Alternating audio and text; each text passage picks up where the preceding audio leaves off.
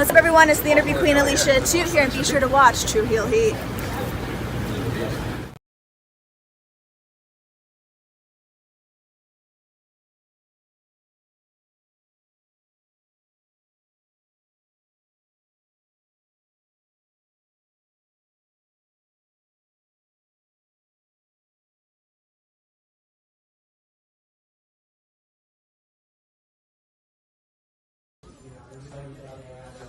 This is the knockout artist, Chris Hero.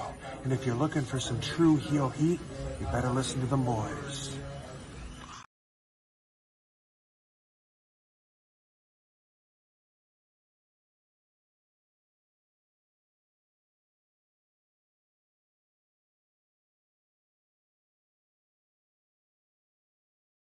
Hey everybody, it's Tony Schiavone of All Elite Wrestling, and this is True Heel Heat. And I said it right, you motherfuckers.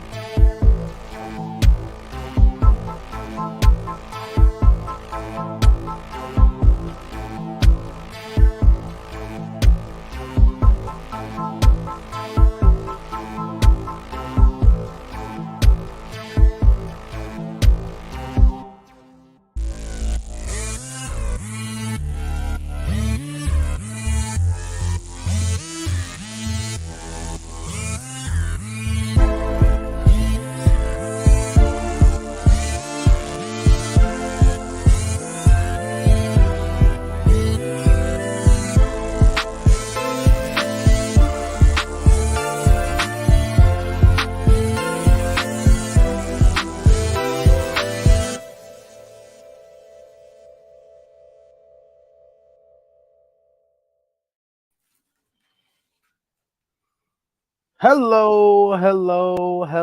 It is me, your True Hill Phenom, SP3. We are live on the True Hill Heat YouTube and Facebook for AEWramble episode 112. Respect the Grand Slam. We will be reviewing last night's September 20th, 2023 edition of AEW Dynamite with its Grand Slam 2023 edition, live from Queens, New York, Arthur Ashe Stadium. I was there live. A gentleman who wasn't is my co-host, the man of 51,000 subscribers. You go to him for your TV and movie reviews, as well as your honest criticisms of All Elite Wrestling and Tony Khan. It is Jimmy Macram. How are you doing, Jimmy? I'm actually pretty good. I woke up to a very good text message. No, from a girl, but somebody who's related to me. So that's not a win. Okay. Yeah. I thought it was like, I'm gonna get some tonight. My mom was out of surgery. Oh, that's great. Yeah. Great news. Thoughts and prayers. I was very pleased. This is her second bout with breast cancer because her God loves her so much. He's just going to give her as many tests as he possibly fucking can. 2 breast cancers, diabetes, seizures. Yeah, God, I tell you, that's what white Jesus loves her so very much that he's decided to just put her through the fucking ringer her entirety of her fucking life. 2 awful children. You're welcome. You're welcome. I'm glad you grouped yourself in that. You're welcome, ma'am. Keep praying. I can only say these things to y'all. I can't say it to her. People consider it mean. So I'm keeping it to myself. Well, he's like, I'm just venting, y'all. I'm just venting. This is what I really would like to say to her, but I'm trying to. Very upset when I said it last time. Oh boy, what did you say last time? I said, it wasn't too bad. I think I said, considering the way things are going, maybe you should pray less. And she was not pleased at all. The words and opinions of Jimmy Macram do not necessarily reflect those of True Heel Heat, its viewers, or affiliates. Yeah, I would understand that. I understand. No, I understand. Well, thank you for joining us on AEWramble with that start. Thank you. Welcome. Welcome to AEWramble. We will be reviewing last night's AEW Dynamite Grand Slam 2023. You get the live perspective and the cynical perspective of, as always, here on AEWramble for last night's show. At the very least, we're going to break down the show, each and every match, each and every segment, but we want to hear from you as well. So if you're joining us live, sound off in the live chat. We'll try to highlight as many of your comments as possible. But of course, if you're feeling generous, the most important thing is to send a super chat donation. If you have a little bit to give back, it helps out the contributors. We are a self-funded channel. We are just growing. So all the super chats and donations and support that you can give always helps out and furthers that growth, and it helps out the contributors that you see on screen with us. You can also help out by hitting that join button and becoming a member of the True Heel Heat YouTube channel for just $1 a month, like Joseph with it, who says, hope everyone's doing well. We got Negro Buck in the chat, another member who says, what's up, everyone? We got Trey Jones who says, happy Thursday, y'all. Chris says, yes, today is WWE Releases Day. Oh, Jesus. Someone that has been teased to show up in All Elite Wrestling by his own brother, Dolph Ziggler, was released from WWE today. Jimmy Macram. Sucks for Dolph, but you could imagine that was coming down the pike eventually. He's kind of done everything he can do and has been on the steady decline for like a decade at this point. Yes. And he's not older than he looks. He's like 40 something. He's looked like 30 for like the last 12 years. What do you do with them? I don't know. I assume he's coming to AEW. I'm not excited about it. Sorry. Yeah, I'm not that excited about it either because I'm thinking they're gonna pair him up with his brother, and I'm just like, yeah, nothing about that excites me. And if he's on his own, he would need a completely different character for me to be interested. I think he could have some great matches with like Kenny Omega and rewinding it back with Bryan Danielson, MJF, guys like that. That would be some great matches, but he needs a character for me to be interested in those great matches. I think it's time for AEW, W in particular, to grow up and say we've reached a point now where we don't readily accept all. Thank you, sir. We don't readily accept all WWE cast-offs. We just don't. Dolph Ziggler would be one of them. I'm sorry. I'm not bringing you in at a high level. You're coming in at where you were. That's the new rule. You come in at where you are. If Roman comes over as the guy. If Dolph Ziggler comes over, he comes over as a guy. Sorry. We're big time now. Sorry. You want to be a major company, you have to treat people like you're a major company. Oh, Ricky, thank you. He says, my favorite dudes. Thank you, sir. Always appreciate the love in the chat. We got Negro Buck who says, 18-year run for Dolph. Wild. Yes. It's a hell of a run, too. Hell of a run. The Spirit Squad days. I remember when he was first Dolph Ziggler with the, hey, I'm Dolph Ziggler. Remember when he was introducing himself to everyone backstage and then he got beat up by Batista in his first matchup? That sounds familiar. Yeah. My first memory of him was Big E and AJ Lee. Damn, that was like right before he won the World Championship. Yeah. So like a decade ago. It was his fault. But I was right before I quit. He was one of the reasons that made me stay a little bit. Really? And also, no, not for me. I was kidding, like you said that. Joseph with it, bringing up another name that should be interesting and should be brought up by AEW fans. Shelton Benjamin released today. All right, never mind. I think he's a guy that you bring in. You bring in a former WWE star, and automatically I'm like, Ring of Honor. That works. Ooh. That works. Former Ring of Honor World Tag Team Champion with Charlie Haas. He could be a top guy that could work with the Eddie Kingstons of the world, with your Samoa Joes of the world, those top of the card guys that you're putting on Ring of Honor to draw eyes to Ring of Honor. You put Shelton Benjamin there as well. That adds more factor. And I'm hearing down the pipeline that there is going to be some type of separation between Ring of Honor and ROH as far as booking is concerned. As far as booking is concerned? Yes. Ooh, might have to watch ROH and dump this shit. I assume he's going to stay with AEW, right? Yeah, he's staying with AEW because of the news that dropped yesterday that it's pretty much official. AEW is going to 12 pay-per-views a year now. They have a pay-per-view on December 29th now. I'm not against 12 pay-per-views a year. I am against people saying it adds more structure to his booking. It won't. That's not how that works. No. You tell the kid to have his homework done by next week. We have it done by next week. Tell him to have it done in 3 months. We'll have it done by a day before 3 months. I don't think structure has ever been a problem. It's been basically how to improvise and how to roll with the punches when stuff doesn't go wrong. When Tony Khan, when everything goes right for Tony Khan, he can book a really good wrestling show, and he does it consistently. Okay. I think in my opinion, I think he books a really good wrestling show. When something goes wrong, whether it be the fans don't get over with something or don't like something the same way, whether it be an injury, whether it be a backstage dispute, like any level of don't grow. That's why the whole Better Than You Baby is being praised the way it is, because it clearly wasn't the plan and he went with the flow, and it was a rare time he's done that. But whenever that happens with him, he doesn't know how to roll with the punches. And I think that you could probably pinpoint 90% of your complaints with Tony Khan is when something doesn't go wrong for him. Besides your problems with him in general as a human being. Talking about just his booking. Booking, you might be onto something. He's generally a bad guy. It's not his fault. He's a fucking trust fund baby. They're all bad people.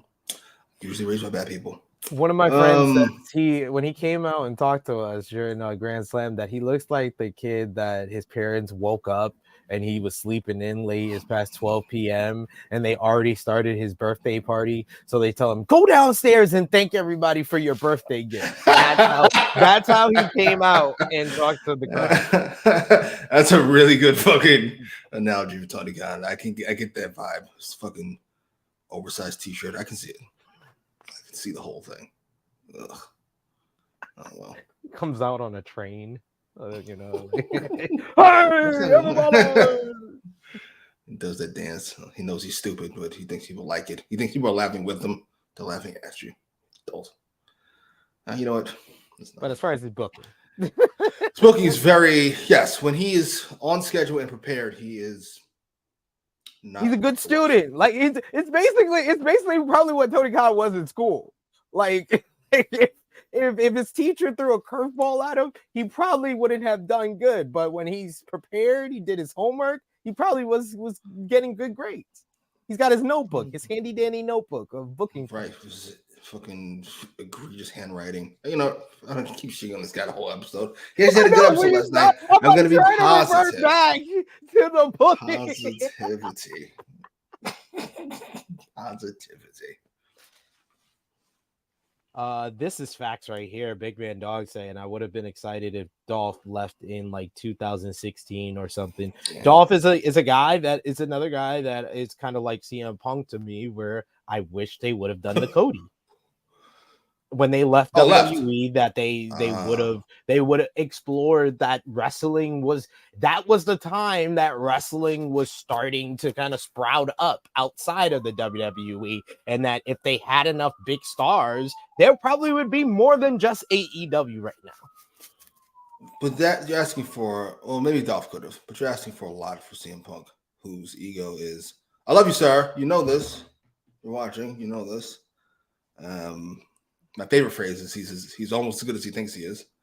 He is one of the best ever, and I think he thinks he's the best ever by far. However, to go to like where would he go? Like 2016, where would he go? Where you say they deserve CM Punk? Cody. Well, 2014 was when he was when he left WWE. If he waits a year, goes to ROH, he could have helped them. He could have helped them grow. Helped them? I'm not here to help you, nigga. You're here to help me. I'm CM Punk. Who the fuck is you? I'm not here to help them. I'm not here to help them. Here to help me. EBB says the IC title feud with The Miz in 2016 was my favorite work of his. That was a great story told in a really well-paced way. I agree. Way past my time. The biggest name that kind of started off this round of releases was Mustafa Ali. He's a guy that asked for his release in January 2022. He was denied and brought back to the company. Kind of had a start and stop pushes for over a year now. Then he became a free agent in the most recent WWE draft. He was sent to NXT to bolster NXT as a third brand. He even has a match scheduled with Dominic Mysterio for the NXT North American Championship at NXT No Mercy that next Sunday, and they fired him. I was going to ask next Saturday. If this was a Vince decision, I think that kind of wrapped it up in a bow right there. Absolutely.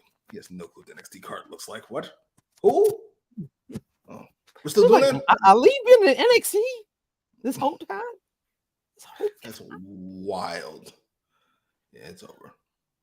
We got Will Chisholm who asks, I got to ask Jimmy, what was your reaction when The Rock returned? And also Will Chisholm is a member. Thank you so much, bro. Welcome, brother. I was very excited. I was excited last time The Rock came back, 2000, whatever the fuck that was. 2019? The big one. The big one for the Mania. Oh, okay.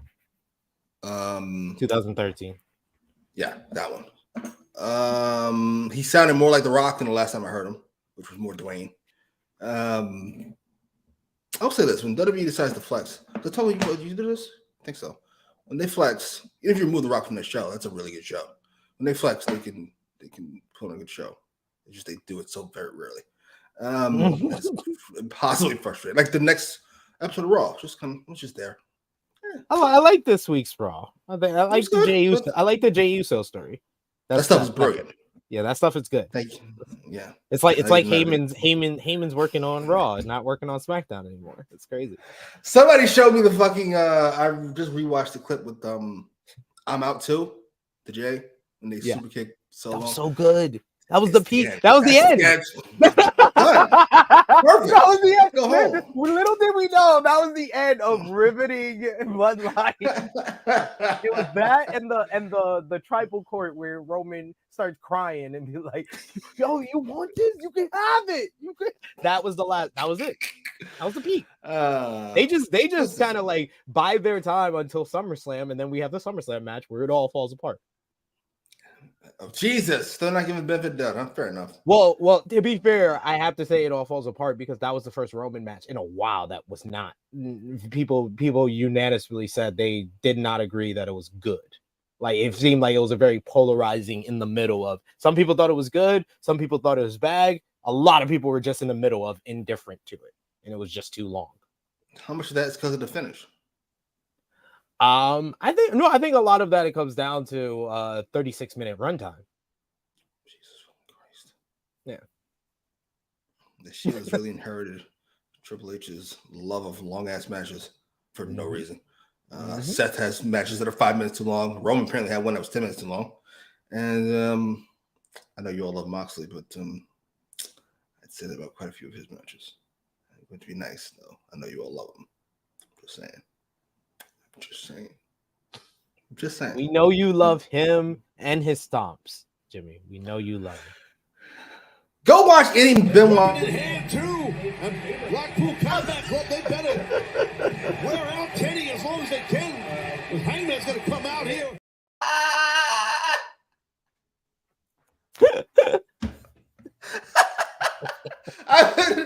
I've been watching late 2000s, not late 90s wrestling again because you know I love it. It's my favorite thing. Late 90s, early 2000s. And I watched a Benoit Triple H stomp, and then I just remember the Moxley stomp. And I go, this is where we're going to. Like this stops now. Like we tapping. regress that much. Oh my God! Yes, Ace asking me, but I should ask you. Did you see TK doing the Daniel Garcia dance? I tried to watch the clip 5 times and I couldn't do it. Can't make it. Boy, yeah. Oh my God. Oh my God, I love it. I love this so much. BBB said, I think this is better for AEW. He usually waits until the last month before actually building most matches, barring 1 or 2. This way he has to build every week. I won't be watching all of them, though, to be honest. God damn. Yeah, I agree. Well, a lot of fans I will if it's a part of this Max live sports streaming thing. If I'm gonna pay an additional $10 on top of my Max coverage, that's worth the 12 AEW pay-per-views. That's like $1 a pay-per-view. I can't imagine it is. I find it hard to believe monetarily. That feels like a horrendous idea monetarily. Unless they're getting half that fucking money. Well, you mean for AEW or Warner Brothers? Yeah. No, it's a great move. It's a great move for AEW. It's not. Please explain how that money works. Go ahead. Because that's going to be a part of their new media rights deal. So it's going to be a part of that $1 billion deal that they're signing with Max. So let's say they get 100,000 people for pay-per-view. That's $50 a pop. That's split that in half. What would that be? 100 times 50. That's 5 million. Split in half. That's 2.5. Assuming low overhead. You're gonna give up $12 million of free money? Where do you do that at? Yes, because that $12 million would probably be equated into that $1 billion. I said a free money. Where do you do that at? Nobody gives up money. Yeah, if you're gonna offer me more money, sure. I'm gonna give up money. That's what they're doing. This is gonna be a part of their whole new media rights. Thank you, Chase. That's what's gonna happen. That UFC horse shit. Where I'm up here. I'm with you. We're on the channel, but give me $50 too. Run your shit. I can see that happening because they did specify in the new announcement from Max new live sports edition that if you don't get the $10 add-on in the promotional period, you may be paying more. So I think that you may be paying more is for the people who ain't smart enough to get it during the promotional period. I'm gonna be smart enough to get it through the promotional period. So $1 pay-per-view. Fucking 5 hours every month to watch this fucking nonsense. I don't. Things to do, Jay. Ugh. Hey, you got Sunday time. night. You got time. We got Negro Buck who says crazy that Ali gets released when they just started using him. It's crazy. Vince is not playing right away. Came out with the guns blazing.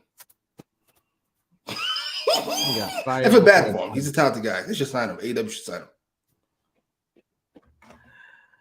We got Chase that says that Roman match was bad. The pacing was horribly. And I love my tribal chief. I guess he's talking about the Triple H match from the Jey Uso match. Oh yeah, the Jey Uso match. Yeah, that was bad too. We got Eric in the chat who says, I'd send $5 super chat to see Jimmy do the Daniel Garcia dance. Come on, Jimmy. No. What am I fucking? What do you call this thing? You pull the string? No. He tried to make you the Urkel doll. Did I do that? No. Did I do that? I can't wait for Ali to get on the independent scene, whether it's him versus Speedball. He's the type, like, out of all these guys that they listed, and the full names that were released were Dolph Ziggler, Shelton Benjamin, Emma, Mustafa Ali, Elias, Rick Boogs, Top Dollar, and Riddick Moss. To be fair, let's remove just used Ali from the list. Yeah, everyone else has been people they haven't been using. Right, these are fair names to release. This was like his list. This was like Vince's list before he got put out. He got back around. Right. Forgot about this. Gotta go. Gotta go. Mostly. I needed to get to this. I would say for AEW, they can't pick up everybody on this list, and I don't think they should, and that's not wise if they do. Even if they're going to 12 pay-per-views a month, I would say Ali and Dolph. And maybe if you would add one more, it would be Emma. Emma would be the only one. I thought you wanted Shelton for ROH. You're right. Yeah. So I would swap. Emma's out. Sorry. Yeah. Yeah. Because they're not going to use her well. So what does it matter?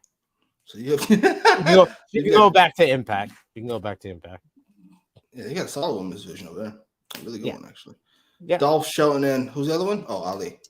Dolph, Shelton, and Ali. I feel like Ali, he's the type of guy you can see in like the TNT international title scene. Dolph, you could use him as a singles competitor or tag team with his brother if you want to do that. And Shelton is the one. Shelton is the one that immediately I'm like, I know what I'm doing with him. I'm putting him ROH and I'm making one of him the top guys in Ring of Honor. Agreed. To give that brand an identity. We'll be mad at a world title run. I would not be mad either. I would want a long chase too. I would want to do like the story they did with the chase for Eddie Kingston before last night. They need to do something similar with Shelton, and it's more about like they need to make it bigger. How like he's gone nearly 2 decades without winning a world title. I like that. I agree with that. I don't think people realize how big WWE wrestlers are. Like Shelton's a big motherfucker. He could work. No, you wouldn't. Well, you wouldn't hate to see Jimmy. It would be easy for Jimmy. He knows exactly. He probably Matt Jackson 10 times. Yeah, unless Nick's gonna throw fit. I guess I gotta keep Matt Jackson around. It's like Nick, wait, I don't want to get you upset. I'm sorry. Victor saying NXT release is expected at 5 p.m. Yeah. Jesus. Unfortunately. Chilling with Chase saying Ali and Ziggler are gonna cook. Yeah, they're gonna be great. They're gonna be great. Will Chisholm saying I think it's nice that SP3 thinks Tony will pick up a woman. I would hope, but we all know no, he does not care about the women's scene. And yes, Ace, Dominic Mysterio is defending the North American Championship against Dragon Lee next Monday. I suggest if you want to see a title change, you watch that show because the most likely thing for WWE to do is to do the title change on Monday to set up the rematch for Saturday's pay-per-view. Oh, I'm not mad at that. You need a quick fill-in? That's the simplest way. And rough. Hell no, Frantic World. I think that we will see Shelton Benjamin and Charlie Haas team up again. SP3. No, I don't want to see that. I don't want to see it at all. Why not? Because Charlie Haas is not good anymore. So that's when something he looked. I don't want to say sickly, but yeah. Well. Romeo says, I'd expect more of the same from NXT. People not being used. Maybe grizzled young veterans. They're already done. Their contract already expired. They can't be released, Romeo. Come on, man. How do I know more about NXT talent than you do? You watch the show. Let's talk about the show. Finally, we had to talk about the WWE releases. That is the main story of the day. As per usual, you can join us on Saturday, 11:05 a.m. Eastern Time, the True Hill Heat flagship podcast. We got a great group of guests coming on, Brian Waters, and we're gonna have a Daily Boys reunion with myself, Alex McCarthy, and Sat E. Nyangi. It will be myself and the True Jaw Josh. So join us live on Saturday, 11:05 a.m. Eastern Time. But let's talk about AEW Dynamite Grand Slam from New York's Arthur Ashe Stadium. What did you think about the crowd last night at Grand Slam? I would say I wouldn't put it on the level of the first Grand Slam, but this was definitely a better crowd than last year's Grand Slam. Somebody gave me I saw the stats. Was it Thurman or was it SRS? I forget. Anyway, 20,000 for the first one, and then I don't know, 13 for the second, and then 10 or so for this one. Yeah, I will say they did sound pretty loud, all things considered. Dude, Like I those did numbers not do expect sound the similar place to to me. look that packed. Like they actually were able to. It was thanks to Max. Max went in. I don't know if you saw it, but he was all over every single I did. network this week in New York. It's a goddamn shame. That's not a shame. It's AEW's own fault. But I'm happy that Max is doing his part by being the leader that AEW needs, unlike the actual leader, the guy who signs the checks. Who would have thought? Jesus Christ, we can never get through a segment without him insulting Tony Khan. You get your job. I won't have to. All of your jobs that you choose to give up. And Romeo says SRS just said they still under contract. Even if they're still under contract, their contract is about to expire in like a month. So what's the use of releasing them? That's like someone gives you their 2-week notice and you say they're fired. Like I don't know if WWE is that petty. I don't know if they have to be that petty, you know. We also got here Austin's gameplay channel says, hey, hello to you. Welcome, But sir.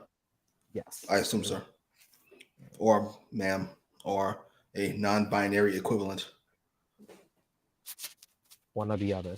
But AEW Dynamite Grand Slam kicked off with a title matchup. Ring of Honor World Champion Claudio Castagnoli coming out with the Ribera Steak jacket. We see him getting ready backstage where he knees Wheeler Yuta in the gut and then passes his towel before walking out to the ring. We then see Eddie Kingston getting ready with Penta and Alex Abrahantes before coming out to a thunderous reaction. This was one of the loudest reactions I've heard for anyone in any place in New York. New York loves Eddie Kingston, and this was kind of one of the more like that I remember this year from AEW, really like stark heel versus babyface matchups. Like this crowd hated Claudio, loud boos when he came out to the ring. And this Eddie Kingston was just so beloved during this matchup. The crowd rallying behind Eddie, even when the match got really physical, got into the outside. It was hard hitting, some hard hitting chops, hard hitting strikes, brawling all across the ringside area into the guardrails. At one point, Claudio Castagnoli is on the ramp and he performs a back suplex from inside the ring to the outside onto the plexiglass ramp. Eddie selling it big time, the injured back. It became Claudio kind of dominating the matchup from here, beating down Eddie.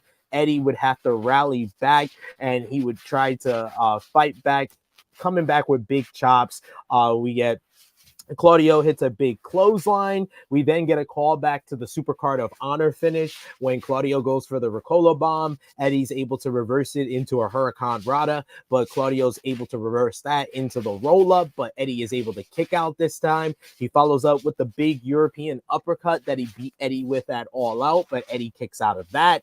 He finally connects with the Ricola bomb. 1, 2, kick out. The New York crowd was going rabid at that point when Eddie kicks out of the Ricola bomb. Eddie gets back up. He hits the Hurricane once, hits it twice. He hits a big half and half suplex and then a third spinning back fix. He follows up with the Northern Lights bomb, but Claudio is able to kick out once again. Loud Eddie chants. He finally tries to get him up for a power bomb, but he has to lift Claudio up one last time for another spinning back fix. Then he hits the Kawada style power bomb that Kawada told him to use to win the title. 1, 2, 3, 15 minutes, 16 seconds. Eddie Kingston has finally become a world champion, and he has become the Ring of Honor world champion, the title that his good friend and late friend Xavier held, his best friend in the business Homicide has held, one of his mentor Low Key has held, and now Eddie Kingston joins that illustrious list. We get post-match Claudio Castagnoli eventually gets up. He begrudgingly offers his hand to Eddie to shake his hand and show respect. Eddie Kingston shakes his hand and he passes him the title, and Eddie Kingston gets his big moment in front of the New York fans that were just going crazy. This felt like an all-time AEW moment. It just felt like a moment that we're always going to remember. Eddie Kingston at Grand Slam 2023 winning the Ring of Honor World Championship and retaining the NJPW Strong Openweight Championship. What did you think about the opener to Grand Slam 2023? How do I say this? Let's start with what actually happened. I thought when I heard they were having 4 people announce this fucking match, I was serious. But it actually sounded better than the 3-man booth, which was shocking to me. Because Ian's great. He is great. Easily the best of that bunch. Excalibur, shut the fuck up a little bit. Let him talk. Thank you, sir. Match was really good. I thoroughly enjoyed it. I bought quite a few of the near falls because Eddie strikes me as somebody who constantly gets screwed over, we'll say. Just constantly, if he lost here, would you be completely shocked? I wouldn't. Nope. I wouldn't be. That's why I think the Ricola Bomb was the best near fall of the matchup. Oh, easily. I wouldn't be mad if they closed the show. I know we had a lot of shenanigans with Cole and Strong and JF, but I think this was the bigger moment with relative ease. Yeah. All in all, though, I won't spoil it, but maybe my match tonight, possibly, arguably, I'll be mad at it.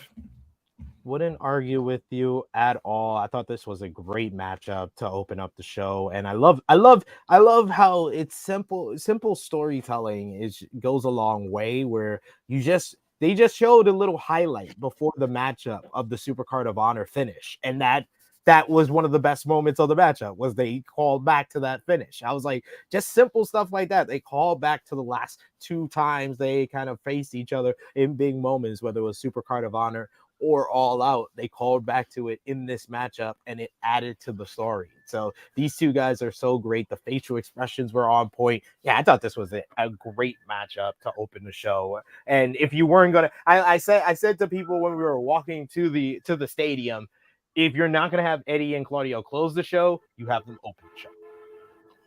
Yes, agreed. We got a couple of comments that I see. We got a highlight here in the chat. We got Chase who says this was just perfect. I agree. I loved it. What? I loved it. I wouldn't say it's a perfect match. The moment is perfect. I don't agree with that either. But this was great. Why? What needed to happen to the moment? It took way too many fucking months for us to get here. That's number one. He needed the moment in New York. I love that. Yes, you need the moment in New York. Yes. How about you fucking book a New York before this? Why are we waiting so long? South Dakota feud after. I want him to run more shows in New York too, and he said he might run a New York pay-per-view. You're gonna go to the New York girl pay-per-view? you're the girl that thinks the stripper actually the girl. You're that guy who thinks the stripper actually likes them. He says it to every fucking town he's in. Motherfucker. Would you guys like a pay-per-view to come here? Yeah, cheer me. It's almost as good of a rush as fucking cocaine. Fucking Dalton. Getting the cheers from the crowd probably is a rush, just like cocaine to him. Shout out to the good sister, Cresta Star in the chat. He says, hey, nice meeting you last night, SP3. About to start working too. Yes, thank you. Hello. Thank you for chopping it up with me. It was great meeting you at Grand Slam, Cresta. Why are you mumbling over there? What you just did, Cresta? I almost got to several fights throughout my life where you're talking to somebody and then somebody else walks up. Don't even introduce themselves. Like I'm not even fucking standing here. You just start talking to my girl like I'm not here. I'm like, hello, sir. I know you're a priest, but that means nothing to me. I know what you're trying to do. Trying to get over something. You're trying to get something. I'm a good person because I introduce myself to that person that I don't know. As you fucking should. More importantly, to the man of the group. This is my girl. You have no clue who the fuck I am. If I stabbed you for being rude. Not you, Cresta. I'm sure you're wonderful. What the hell? Oh my man, I met the man in this analogy, I'm telling. You were going so well. The words and opinions of Jimmy Macram do not necessarily reflect those of True Heel Heat, its viewers, or affiliates. I was saying. Hello. How are you? You didn't say hi. I guess I'll say hi. Hello. How are you? Frantic World says, congrats to Eddie Kingston, New York stand up. We also got here Austin's gameplay channel says, I just want to say that I'm very sad about all being released, but I'm okay with talking about AEW Grand Slam. Well, welcome. That's what we're here for. Okay with it. Thank you. I'm glad we are acceptable to you. I appreciate it. Have a seat. Have a seat. We'll let you know what you're okay with. Sit down. He's saying Eddie Kingston is in the ROH World Champions history book, and Big Man Dogs with a great suggestion saying Eddie is gonna have to pick up the international title too at this point, like the AJPW Triple Crown title. They could think about that. Like, he has 3 titles from 3 different promotions. He can have his own version of the Triple Crown. That's a lot of Eddie. I'm not complaining about it. Though it's a little more difficult after the result last night. Yes, everything was kind of making it. It was looking like, oh, we're setting up for a perfect world here, and then freak accident had to change all of that. We got the polished gent saying, unpopular opinion these days, but I love both Kingston and Moxley for always representing the Christian faith. Eddie always has his rosaries, and Mox always does the sign of a cross before matches. It's beautiful, absolutely. Don't do it. I'm Amica says, I think in real life, Claudio and Eddie are cool, but Eddie is a professional, so on TV, Claudio is still a piece of crap. They are friends in real life because you can tell by what they were wearing in the matchup. They were wearing basically a tribute to Kawada and Masawa. Claudio was wearing the same colors that Masawa wore with the green tights, and Eddie was wearing black and yellow like Kawada. So they had to talk about that beforehand. So obviously they're friends, or at least cordial on some level. Yes, I hope Eddie's an actual adult and doesn't blame Claudio for fucking taking a gigantic paycheck to work in the biggest promotion in the world. That'd be outrageous. Yeah. I think Eddie knows what people would think, and he just goes to it and can make you believe that's how he really feels. We got Romeo saying, "Oh nah, they coming for Jimmy with comments like that. This is rigged." That's what I thought. All of a sudden, he's talking about the Christian faith and how wonderful it is that he's wearing the fucking rosary, so he can. Oh, stop it! It's phony. The words and opinions of Jimmy Macram do not necessarily reflect those of True Heel Heat, its viewers, or affiliates. Oh, that's what Christianity needs. More pushing. They haven't had enough of a push the last goddamn thousands of years. They need more of a push from fucking Moxley and Eddie Kingston. Thank God. Otherwise, Christianity would go extinct. Who would have thought? Earlier this week, the Kingdom converted Africans from fucking Islam to Christianity, wars, slaughtered people, burned witch, done all this shit, but we need Mox and fucking Eddie to do it. Otherwise, we won't get anywhere. Earlier this week, the Kingdom were by the bedside of Roderick Strong in the hospital, where he received a card from Olga thanking him for promoting Neck Health Awareness Month.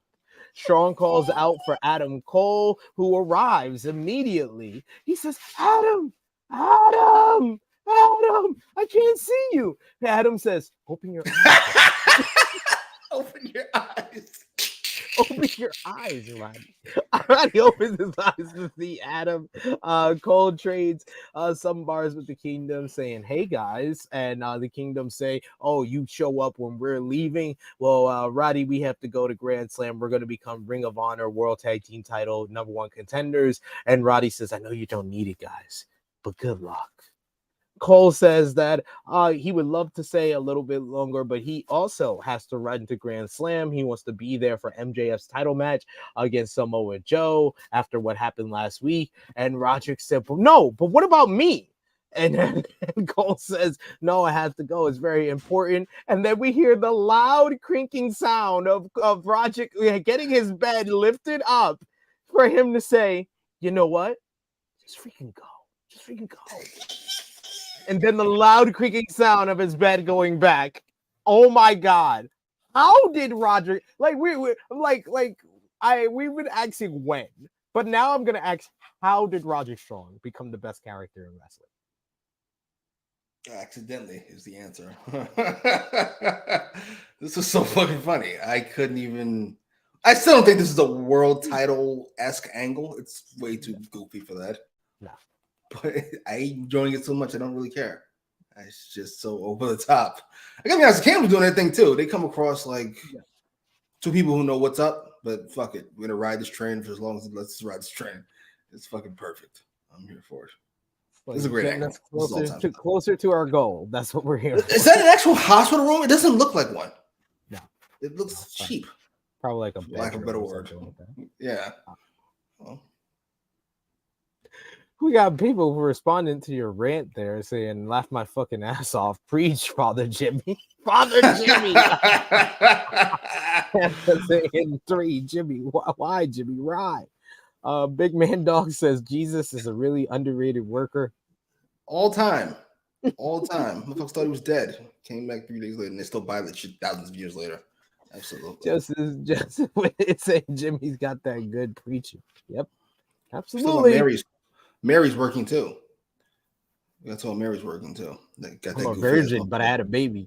Absolutely. That goofy ass nigga to take care of a kid. Stupid. What? The words and opinions of Jimmy Macram do not necessarily reflect those of True Heel Heat, its viewers, or affiliates. Could you imagine? Your fucking girl came to you and said she's pregnant. You've been out of town for fucking months. Oh, she says she's pregnant, but she didn't cheat. No, it's immaculate.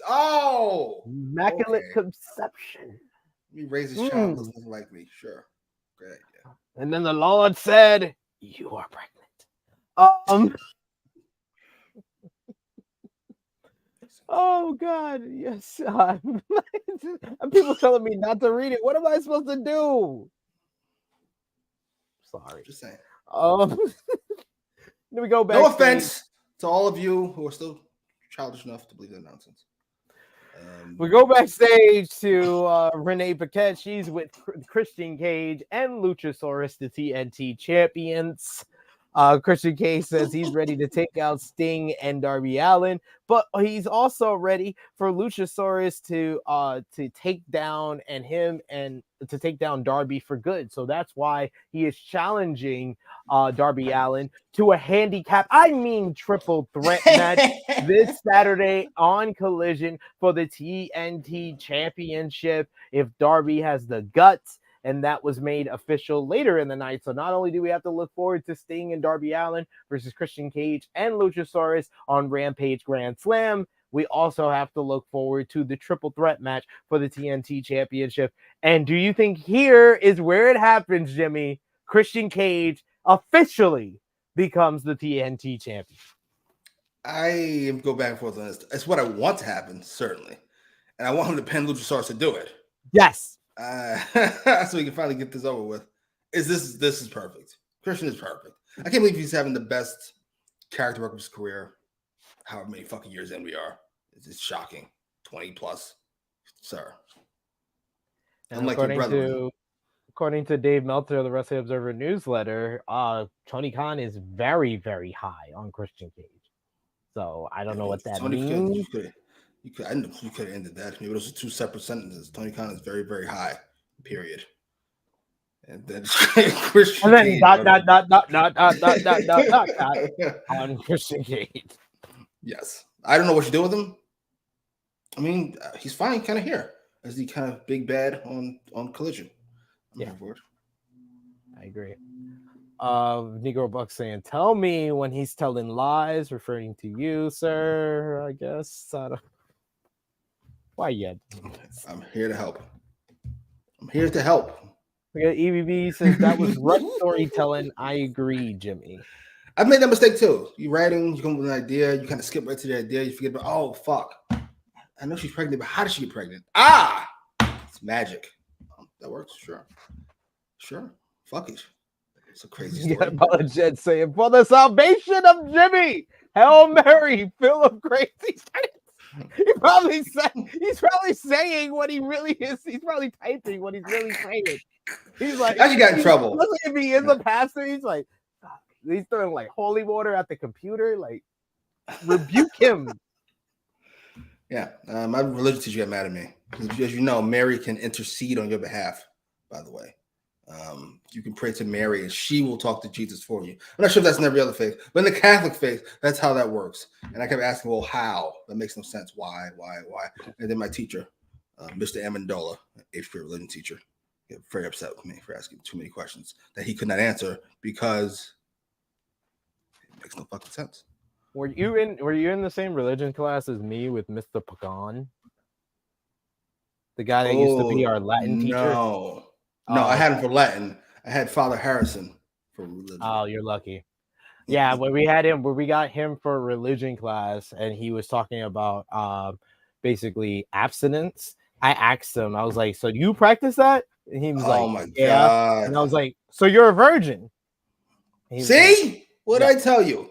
He's the asshole. And all of a sudden he comes up here, he tries to pretend like he's this bastion of virtue. He made fun of this 38-year-old man for being a virgin.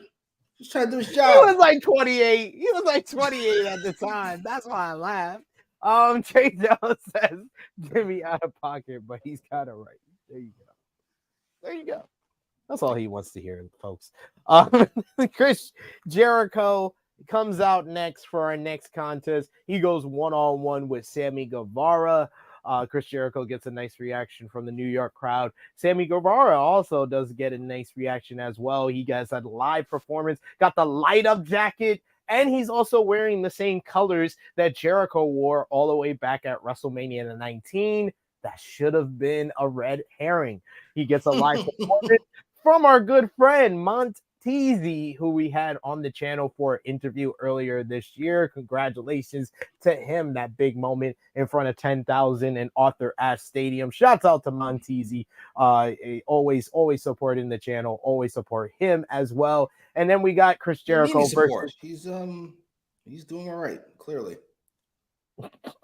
He's got enough money to afford. I didn't say he needed our support. I didn't say that. Oh, we support him. We support him because he's on the channel and he's black. That counts. Yes, sure. Not say anything. The words and opinions of Jimmy Macram do not necessarily reflect those of True Heel Heat, its viewers, or affiliates. I didn't say anything. I just said we support him. That's all. I support her. Sammy shake hands to start the matchup. Then they start wrestling and they start chopping away at one another. And then this matchup, for better or worse, became basically a Sammy Guevara showcase. He was just flying everywhere, taking some crazy bumps. He takes the big snap suplex off the apron by Jericho before our first commercial break. Then we get Jericho kind of breaking up one of his dives. We get Sammy hitting a code breaker of his own. We get the triangle drop kick, but Sammy kicks the air in general of the general vicinity of Jericho's head. We get a crazy top rope Orihara moonsault from the top rope to the floor on Jericho. We get a crazy top rope cutter. Then he goes for the GTH though, and Jericho is able to reverse into the walls of Jericho. Guevara fights to the ropes. He eventually hits Jericho hits a bulldog, and he goes for the Lion's off, but he gets the knees to the face. GTH finally does connect. Guevara goes up for the shooting star press, but Jericho is able to catch him with a code breaker in mid-air. This looked amazing live. It was amazing to watch live as he was setting it up and then finally hit it. Chris Jericho getting the victory. 15 minutes, 9 seconds. I thought this was a good matchup. The post-match, though, by far, way better. We get Jericho and Sammy. They shake hands. They hug it out. Then we get a callback, Jimmy, to one of the most underrated WrestleMania matches ever. Shawn Michaels versus Chris Jericho for WrestleMania 19 as they hug. And then the student low blows the teacher in the nuts. And then the teacher sells it in the most hilarious way possible, basically feigning into the stomach and in the lap of the student. Oh my God, when they did this sell job, I was like, oh, that was the cherry on top. No, that wasn't the cherry on top. Jimmy. You know what the cherry on top is? Don Callis came out here and oh my God, I don't think I've ever heard a heel turn that got that much heat. Like it was just like they were booing Sammy doing it, and then Don Callis came out, and you didn't need any. It was some of the best non-verbal acting that I've seen from AEW, where they didn't need to say anything. You just knew it was Don who was the voice in Sammy's head that finally made him make this decision.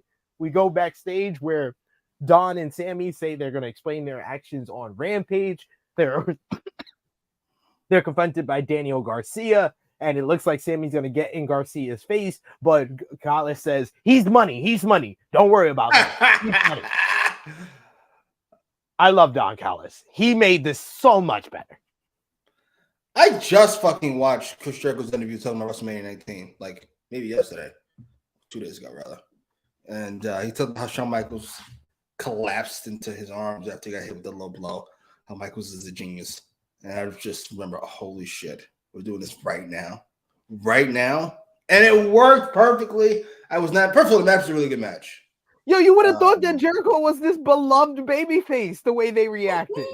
I was like, don't y'all remember this started with freaking Optimus Prime trying to join the Decepticons? Like, he's the main character, but he tried to join this group. It was so egregious, but it works. Sammy's not a babyface. Sorry, he just isn't. He can do all the flips he wants. That's not how that works. And I'm glad we all finally realized it. Shockingly, between Jericho and Sammy, Jericho is the better babyface, which feels like it shouldn't be the case, but it just is. Match really worked for me. Finish I thought was perfect. I thought Sammy was taking way too long up there. Like, if Jericho falls to the shit, it's over. He didn't. That fucking Cobra looked fantastic. Hit him more on the shoulder, but it was great. But it was great. Post-match. Catch him midair on any part of his body. That was the goal. That reminds me, Sammy, but I probably Sammy was selling it because Jericho kind of had to yank his foot out from under this dead body. It was like fucking yes. I was like, holy shit! It like he was just stuck in this position. And obviously the turn, great. Callis, great. Callis and Garcia, great. Don't touch him. He's money. Thank you, sir. You're still trying to get both. Absolutely. Exactly. That's why I'm like, yo, Don is the best character. Don might be the best character, like on a thinking man's like heel character in wrestling. Yes. Like he's thinking like 10 moves ahead. He's like, no, don't touch him. He's money. I was actually thinking about that. We should do a list of best smart characters.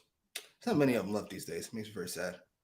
There's Don, there's Christian. MJF is still up there, even though he's like a babyface now, but he's the heel babyface. Roman, definitely. Paul Heyman, definitely. Yes. Heyman's character's gotten weird these days. Like Heyman's getting weird these days. Like he'll react emotionally, like with LA Knight a couple weeks ago. It's that fucking knock. Then he's shocked when the guy gets in his face. And you're carrying it. It's so weird. Yeah. I'm not mad at it. Rhea Ripley. Oh, that's a good one.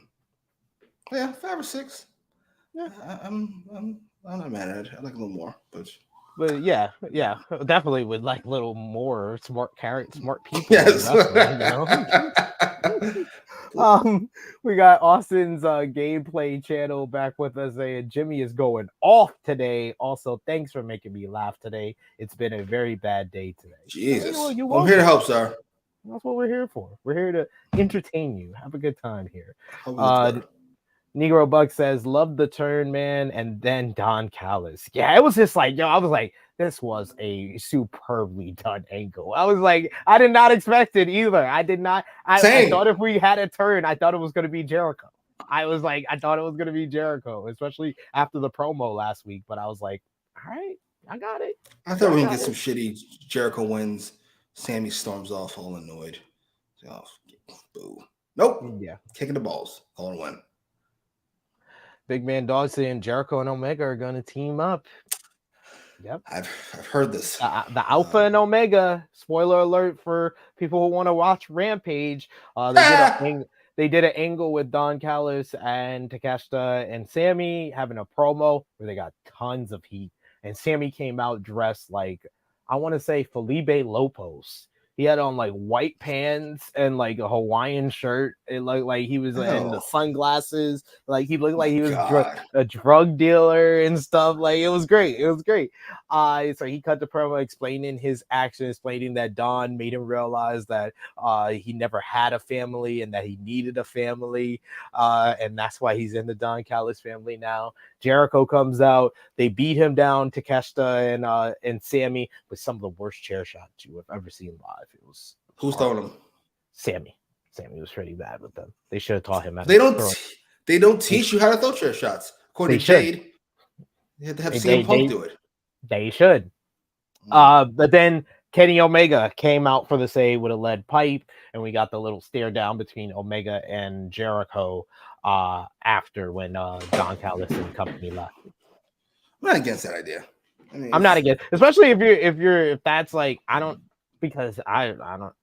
know what they still doing Takeshita and Ibushi, because they didn't mention that on either of these shows or promos or anything. They did the whole vignette on Collision, so I don't know if they're gonna do maybe that match, Takeshita and Ibushi at Wrestle Dream, and then you do Omega and Jericho versus Takeshita and Sammy at Full Gear.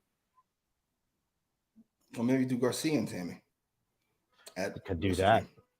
Maybe they add another person to the thing, and you throw Garcia in there with Jericho and Kenny.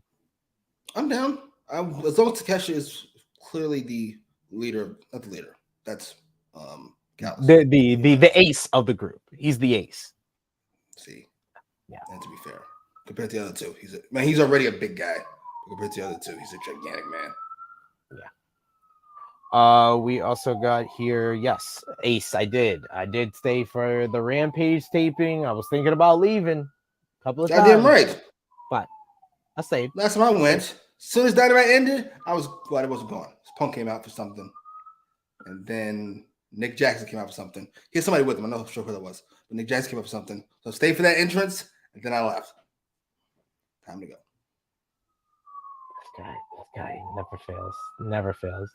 Negro Bug saying I was ready to be. I was thinking we would get Takeshita versus Ibushi at Wrestle Dream. I did as well. I didn't expect Omega to be back so soon, but I was glad to see him. It made it worth staying for Rampage because I saw Kenny Omega.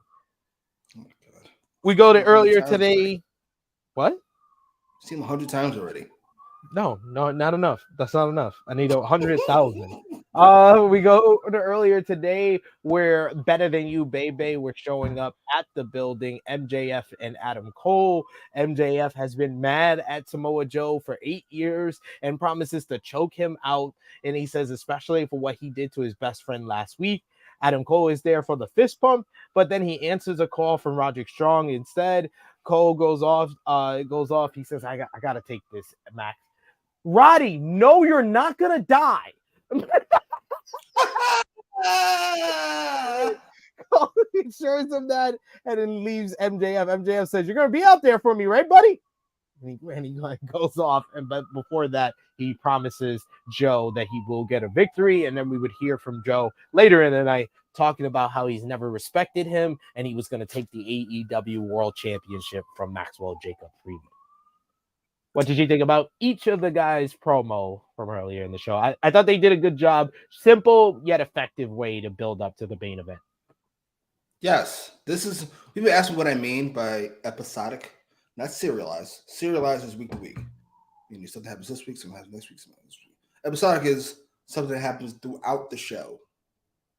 This is what I want. This is kind of what I'm talking about. You have the Cole thing in the beginning, the Cole and Roddy thing in the beginning from the hospital. We then follow that up with something here. He gets a phone call, and then we get a payoff at the end. This was great. In the middle of a fantastic MJF promo, which I thought was great. And they're always great. This is probably one of his best. This was just a fine MJF promo. And Joe, come on now. Sadistic, angry, borderline psychopathic Joe is my favorite. It's so great. It's so great. This is one of his better stretches that he's had in quite some time. Like, because you even have to go back to the early year stuff, the feud with Darby, which was fantastic. Like, the feud with Darby, the Punk feud, which I felt like they could have got more out of the build to that, but the match delivered at All In, and then this feud. I think this was a great program for it. Got Joe and made him feel like a main eventer in AEW and gave MJF a really solid defense, which we're going to talk about when we get to the main event here. So I think this was smart booking as far as putting Joe into these feuds, but his next feud he does need to win. Unless his next feud is him dropping the Ring of Honor television title, which I think is kind of not useful to him anymore, except for him setting the record, basically. What's Joe gonna like? What's Joe's schedule look like? He's always gone for months at a time. Yeah, this is true. I know he's a busy man. He does shows and stuff like that. He's trying to expand what he does, not just in the ring. He knows that his in-ring career is winding down, so I think that's why he's taking these opportunities when they come to it. With his style, you could do this forever. I agree with you. I feel like with his style, you could do like 10 more years. Yeah, easy. It's easy for me to say, but you get the point. Yeah, please. He's like, please, I'm begging you. Yeah, but we got all that in there, and then we go to the next matchup. AEW International Championship up for grabs. Jon Moxley defends against Rey Fenix. This is a rematch from Fyter Fest. Just 1 month ago, these two men went at it with Moxley defeating Fenix, taking him out, injuring him. So Fenix wasn't a part of Stadium Stampede at All In. And this was basically a very simple matchup of Fenix using his speed, his agility to get Moxley on the back foot, and Moxley just kept cutting him off at every turn. But the real story was the fact that Rey Fenix, very early on in the matchup, they're fighting on the ramp. Then Jon Moxley gets put down below the ramp onto the floor, and Rey Fenix does this running flip dive off the ramp onto Jon Moxley, where his entire lower half of his body landed on Moxley's head.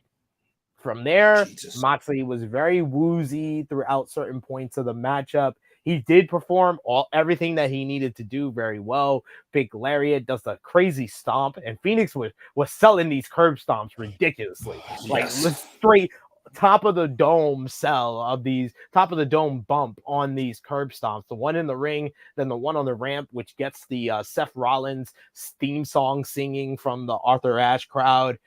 Then we go to the finish. Moxley hits a power driver for 2 count. Fenix is able to come back with a hard shot. Then he gets Moxley on his shoulder for the Blackfire's driver and lands him directly on top of his skull. As soon as I saw it, I was just like, that did not look good. And Jon Moxley apparently, from there, he knew as soon as he landed on his head, apparently, that he had a concussion, because he did not kick out of this move that he apparently was supposed to kick out of, because referee Rick Knox stops his count despite Moxley not getting his shoulder up, saying that this is a 2 count, which forces Rey Fenix to have to pick this man up after he just dropped him on his head. And then he has to drop him on his head again with the same move. And that one gets the 3. 1, 2, 3, 11 minutes, 34 seconds. Rey Fenix, your new AEW International Champion. He joins Kenny Omega as the only AEW stars to become Triple Crown champions. He has won the AEW International Champion, AEW World Tag Team Championships, and AEW World Trios Championships.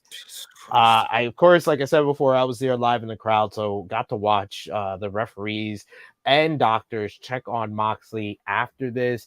He was in the ring pretty much the entire. They did like a little promo after this, and then they did a whole 3-minute commercial break. He was getting checked on by the doctors. The lights were down for most of it. He eventually sat up and then eventually walked out on his own feet. But we did see photos circulate on social media. It was later confirmed by PW Insider that Jon Moxley suffered a mild concussion, and this photo was taken of Tony Khan, the Blackpool Combat Club's Wheeler Yuta, Claudio Castagnoli, and Renee Paquette all standing outside of Moxley's trailer as he gets checked on by the doctor. The Hangover.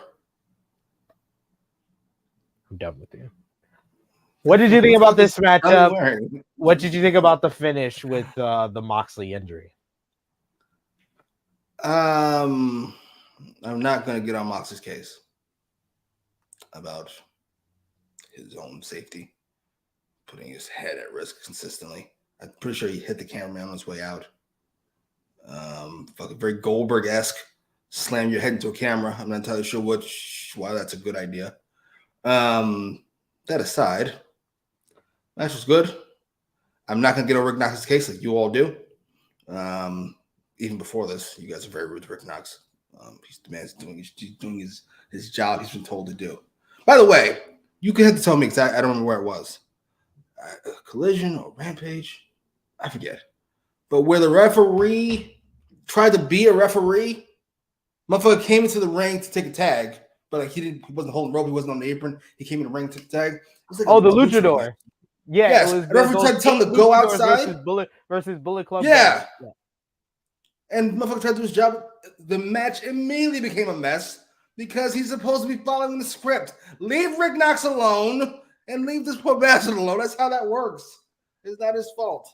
I see Earl having to make this mistake with I think it was Rock and Angle at No Way Out. Yeah.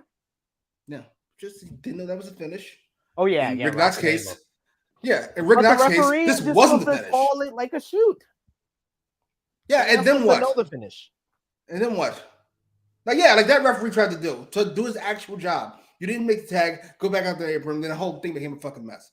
Rick Knox knows this is not the finish. We went over the finish. This ain't it. I feel bad.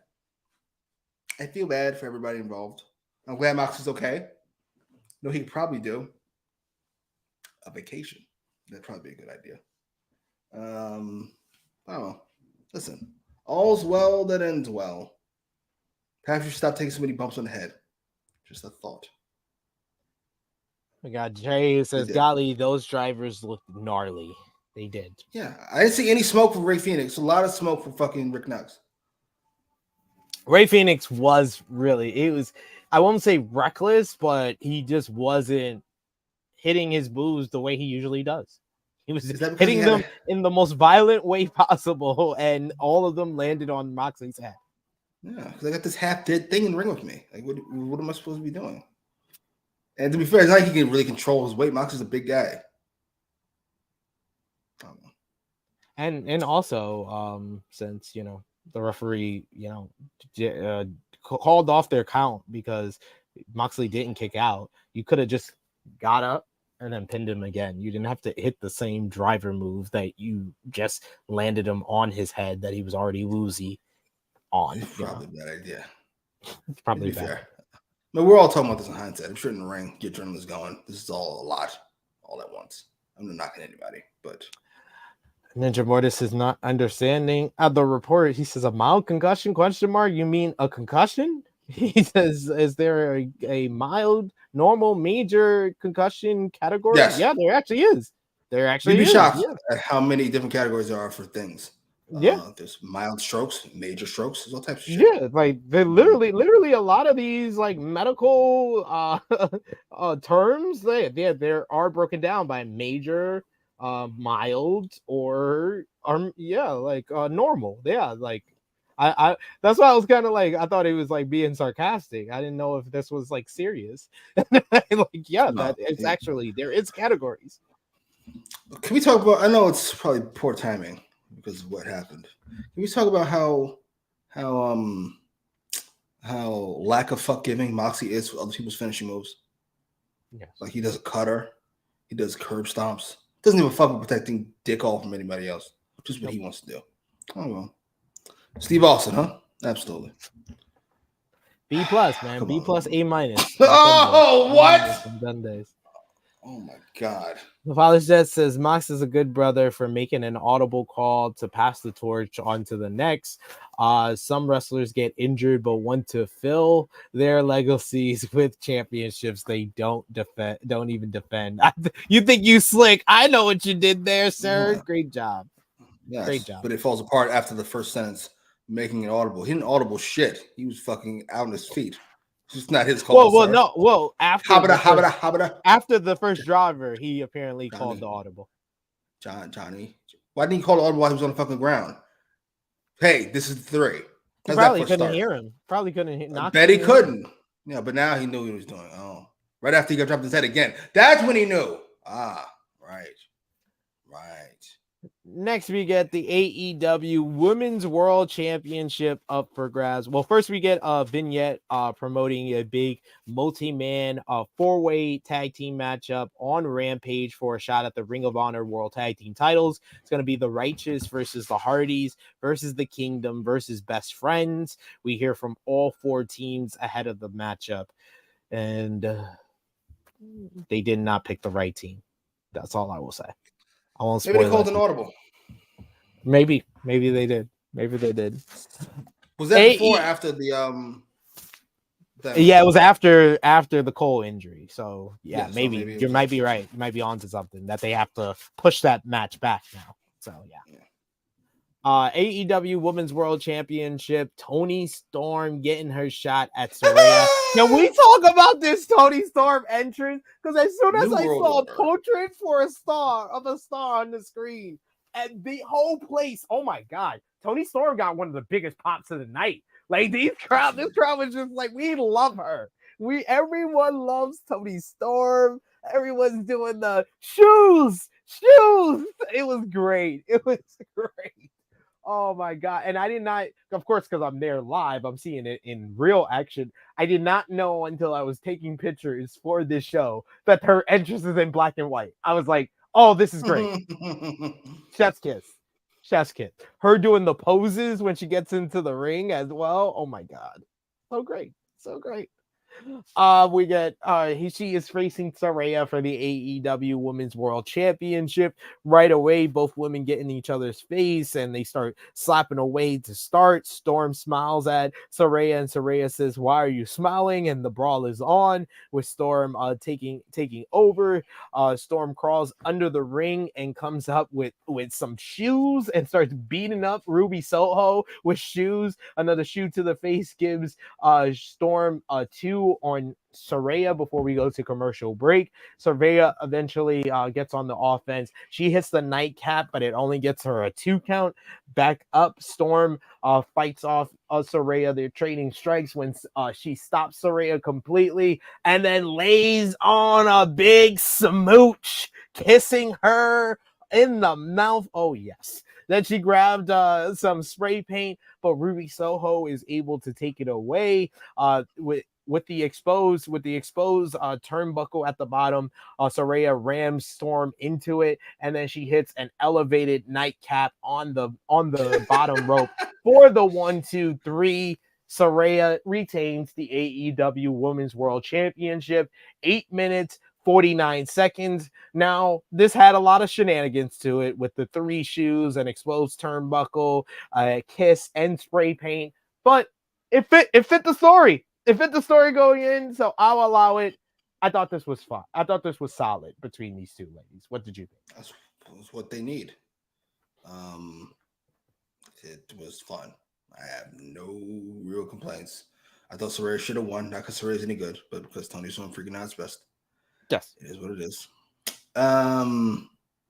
This was fine. I enjoyed all this. Toni Storm's interest is great, particularly in black and white. The kiss was great for different reasons.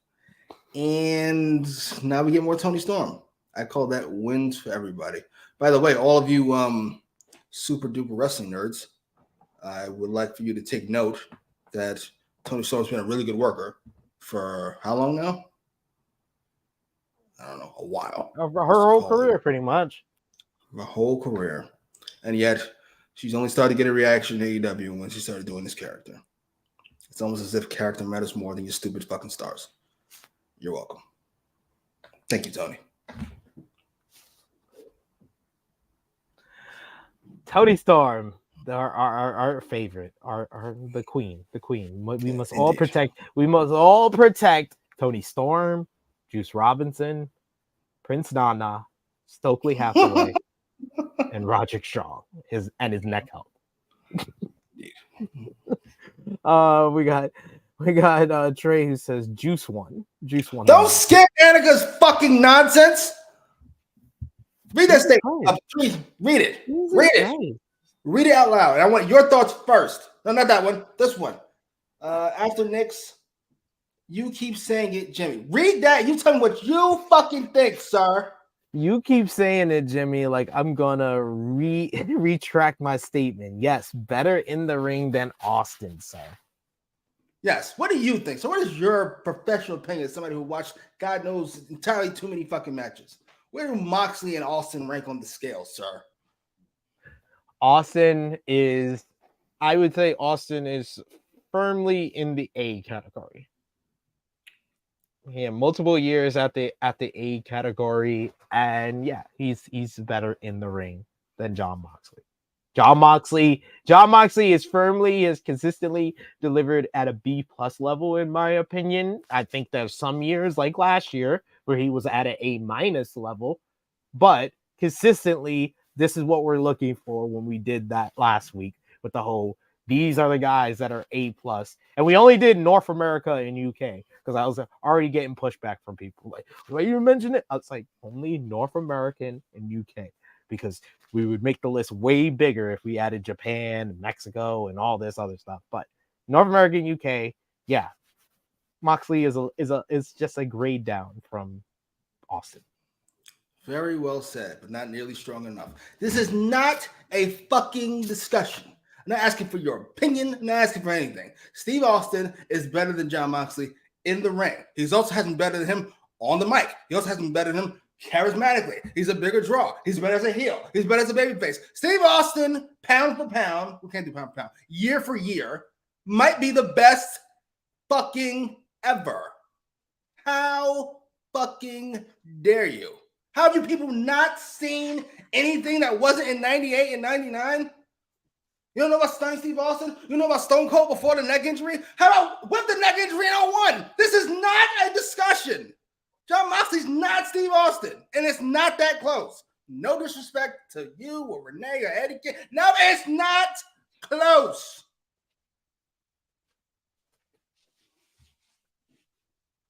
I love how you go off. I love it.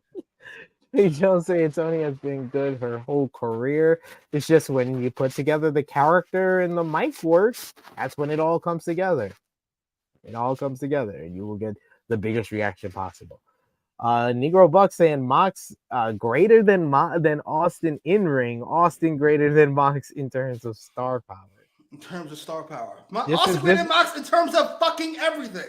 What are we even talking about? This is where you're showing your age, Negro Buck. Yeah, no, not in ring. No. He saw one Austin Kane match and thinks Mox is better than Austin. This is insanity. I would love to hear this. Give me what you consider Jon Moxley's greatest match. And then ask yourself, is that better than Austin Brett, WrestleMania 13? Spoiler alert, it's not. Like there literally is only 3 people who have ever put on a match the same quality of Austin and Brett, in my opinion. It's Kenny Omega, Kazuchika Okada, and Will Ospreay. That's it. I've never seen a more overrated wrestler. I'm not doing this. This is fucking egregious. You talking about Austin Brett? You don't even gotta go to the top. But the second or the first Austin Brett match, it's not better than that one. It's not better than Austin versus H and No Way Out. It's just isn't. These are not discussions. What do you think is Moxley's? What do you think is Moxley's greatest match? You give it to me. I couldn't tell you. I can't remember what the fuck that fucking. I always think more recently than anything, and the first thing that came to my head was the Hangman Revolution match. Oh, that's a really good match. I thought that was a fantastic match. Or I mean, a lot of the matches that I instantly think of are like these hardcore style matches. So it's gonna be you're always gonna view it on a different scale than any of Austin's great matches. Come on. Even though Austin and Brett is a submission match, it's basically a false count anywhere brawl. Like that's what it really is. Yeah, but But he's better at that. He's better at that than Moxley too. So it's just like, what are we even debating? What are we talking about? Like, what part is he better at? It's not stomps, fucking certainly. He's not a better seller. He's not a better worker. He doesn't have a better work rate. He doesn't have a better year. He doesn't have a better match. And you pick the Austin you want, and he's better. The Bullet said, damn, I literally accused him of blasphemies against our Lord, and y'all still got him more upset by saying Mox is better than Austin. Yes, because Steve Austin is real. I can see Steve Austin. I've seen it. And I believe, sir, it is what it is. Oh my God. That was great. That was a great comment, Father said. Negro Buck said, I'm also kind of just throwing fuel on the fire because I love seeing Jimmy yell. I'm not going to yell. I'm going to keep it together. Here's what I'm saying. Pre-neck injury, Austin, we can go Stunning Steve up till 97. It is a hard A. Pause. Hard A.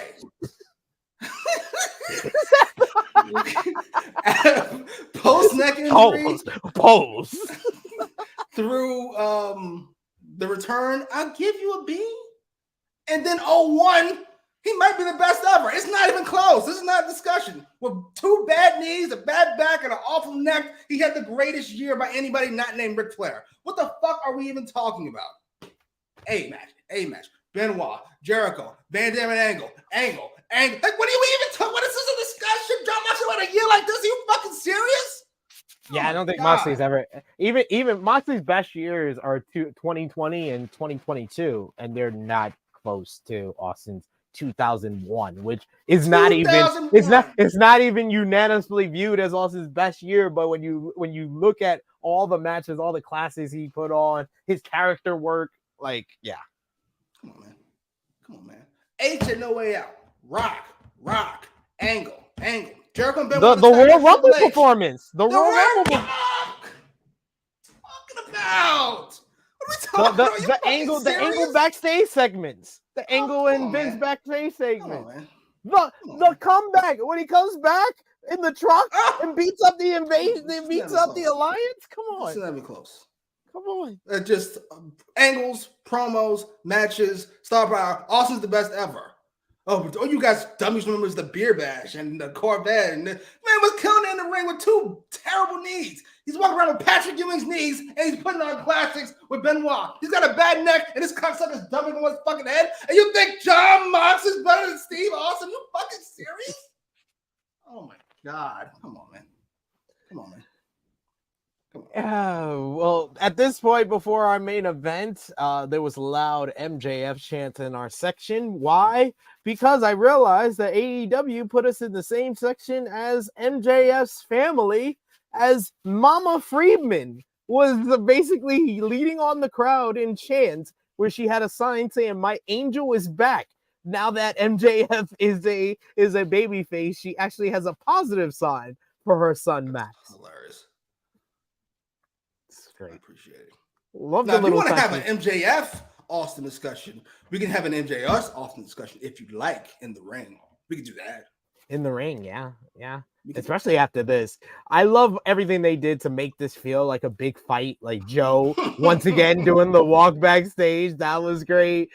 Joe got a big reaction from the New York crowd, but a lot of boos, of course, because he's facing a New York-born boy. But still a good reaction for Samoa Joe. Can we talk about the MJF video? Can we talk about this video? How he did the Bret Hart. He did the Bret Hart commercial. Instead, it's Max. And he goes up to the kid. He whispers in the kid's ear. The kid says, "Go get him, champ." and MJF gives him his scarf, and then he whispers in his ear and walks away, and the kid looks at his dad and says, "Dad, I'm adopted?" MJF comes out to a thunderous reaction from the New York crowd. They absolutely loved our scumbag. Big intros for the matchup, even adding even more like big fight feel to this matchup. And it started off slow before Samoa Joe was eventually able to kind of use his power and strength to overwhelm Max. Max at various times would do eye pokes and different tributes to different guys. He did a Hulk Hogan impersonation, and then he did the kangaroo kick to a big reaction. He eventually fights with Samoa Joe to the apron, and Samoa Joe hits a gnarly Death Valley driver on the apron and then laughs like he's a movie villain. Joe releases Rock Bottoms Max into a table in the corner at ringside and then brings him in the ring for 2. They head outside again where Samoa Joe pulls back the mat and eventually hits a power driver on the exposed concrete floor. He gets him into the ring and he gets on the coquina clutch. MJF kicks him low and he gets an escape. He tries to go for the Dynamite Diamond Ring, but Joe is able to catch him in the coquina clutch. First, Joe is able to catch him with a low blow of his own. He hits a muscle buster and gets a very great near fall. That near fall was probably the highlight of the matchup on the muscle buster because no one basically kicks out of the muscle buster. If Joe's going to lose, he doesn't even hit the muscle buster most of the time. He gets him back in the coquina clutch. At this point, Adam Cole runs down to the ring. He runs up the ramp and then down to get to ringside. And at that point, when he jumps down, he basically injures his ankle apparently because he's limping afterwards. And it was reported that he went to the hospital and was seen on crutches afterwards. Eventually, Max is able to with Adam Cole trying to cheer on Max, he gets his arm up for the last third arm drop. Eventually Adam Cole gets on the apron, distracting Samoa Joe. Max uses his tape and puts it around Samoa Joe's neck, a callback to his first match with CM Punk. He puts the coquina clutch on Samoa Joe and he chokes Samoa Joe out. MJF follows through on his promise. He gets the win by submission, 18 minutes, 30 seconds, retaining the AEW World Championship. After the matchup, as MJF is celebrating, distracting the referee, Adam Cole gets in the ring and hides the evidence for him. Samoa Joe gets in MJF's face as he's celebrating and actually shows respect and offers his hand to MJF, showing respect to the man. He finally earned the respect of Samoa Joe, and Better Than You, Baby celebrates to end Grand Slam, MJF retaining the Triple B. I thought this was a great main event matchup. It exceeded him. I thought it would be a really good main event, but I thought it was great. I thought the story told. MJF, he thrived as an underdog babyface. This was really his first true test as a babyface world champion in a main event spot, and he delivered big time. What did you think? I really enjoyed this match, to be clear. I'll be clear about that part first. A couple parts that bothered me before I forget. The rock bottom to the outside on the table, that's stupid. Why is he not disqualified? I don't quite understand. Usually I would say the referee's giving him leeway, but like Samoa Joe's the challenger, he shouldn't be putting people through tables if he doesn't want to get disqualified. That aside, I thought this was... I can't believe we're dealing with MJF as a babyface. It still shocks me that we're here in this space. You were convinced at one point this would never happen. I'm still convinced that this is all a work. I'm ready for him to turn on Adam Cole any moment. I don't understand how this works. I don't understand why it works. I'm happy that it works. It's fun. It's different. I don't think we've ever seen quite a babyface in this space before. I'm trying to think of one. I mean, I want to bring up Steve Austin again because my heart might explode. But he got to maintain the life as Austin this when he went babyface. Same thing for Flair. But this is like a new level. He's the same guy. Like MJF is the same piece of shit character. And it works for me. I enjoyed all this. This was fucking great. Got a hot take here. Wallace saying Rock is better than both Austin and Moxley. First of all, the fact that we're including Moxley in this conversation is gross. Secondly, Rock is not better than Austin in the ring. He just isn't. Sorry to break the news to you. He just isn't. On the mic, though, I take him. You can take him. Absolutely. Those nursery rhymes, brilliant. Absolutely. Who's more versatile on the mic, Austin or Rock? Rock. Stop it. Oh my God. I'm fucking the same promo for 3 years straight. It's a great promo. Who's comparable to Mox then? I would say Austin after a car crash. Austin with fucking this is so amputated leg. Unnecessary. It's just so unnecessary. The words and opinions of Jimmy Macram do not necessarily reflect those of True Heel Heat, its viewers, or affiliates. Big Man Dogs is right. 2023 Steve Austin.